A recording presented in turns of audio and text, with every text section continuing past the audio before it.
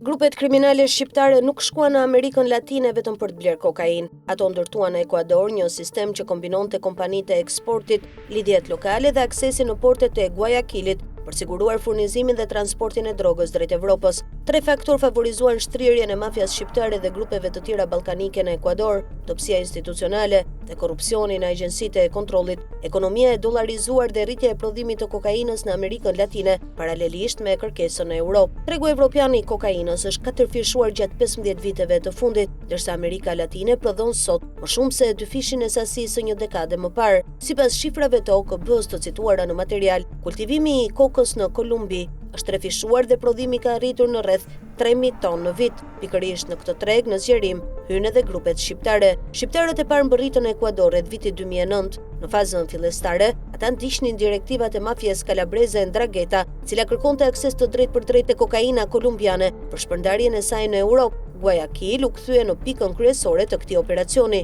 Qyteti i bregdetar kishte një avantazh të rëndësishëm për trafikun, 8 porte dhe një volum të madh eksportesh me kontejner, veçanërisht me banane dhe produkte të tjera që niseshin drejt Evropës. Grupet kriminale kuptuan se fluksi i madh i mallrave krijonte mundësi për të fshirur kokainën mes ngarkesave të ligjshme.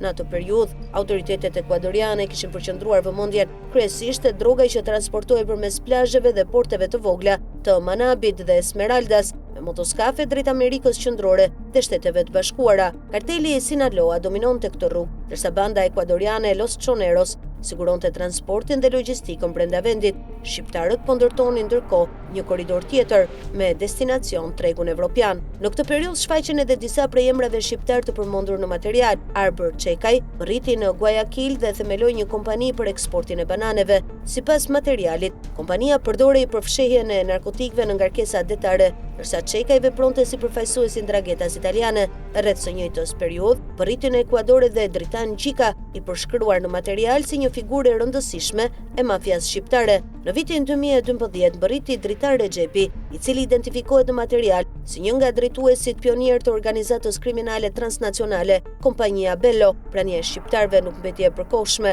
Në fillim ata qëndronin 1 ose 2 muaj në Ekuador, ndërsa më pas disa u vendosën për gjithmonë. Materiali pretendon se pjesëtar të këtyre rrjeteve siguruan dokumente identiteti të falsifikuara, paguan për leje qëndrimi ose viza investitori dhe përdorën edhe martesa me shtetase ekuadoriane për të siguruar qëndrimin në vend. Modeli i ngritur në Ekuador nuk mbështetej vetëm tek blerja dhe transporti i kokainës. Përmes bashkëpunëtorëve vendas, grupet shqiptare identifikuan boshllëqe në sistemin bankar dhe ato të kompanive. Më pas nisën të blinin ose krijonin 10 kompani për eksportin e frutave dhe produkteve të detit. Në dokumente shfaqeshin si sipërmarrës. Kompanitë krijonin mundësi të hynin në zinxhirin e eksportit që lidhte portet ekuadoriane me Evropën. Kjo strategji u hapi edhe një derë tjetër. Pjesëtarët e këtyre grupeve mësuan spanjishte dhe krijuan kontakte në rrethet e biznesit të Guayaquil. Materiali flet për lidhje me biznesmen, politikan, drejtues të policisë dhe marinës, gjyqtar dhe prokuror. Kështu nisi kalimi nga trafikantë të huaj që kërkonin kokainë pranë burimit në struktura që synonin të kontrollonin hallka të caktuara të zinxhirit ekonomik dhe institucional. Faza tjetër lidhet me depërtimin e strukturave ballkanike në institucionet ekuadoriane. Objektivi ishte kontrolli i pjesëve kyçe të zinxhirit të furnizimit me kokainë dhe transportimi i sasive gjithnjë më të mëdha drejt Evropës, ku tregu vjetor i kokainës vlerësohet në material në mbi 12 miliard dollar.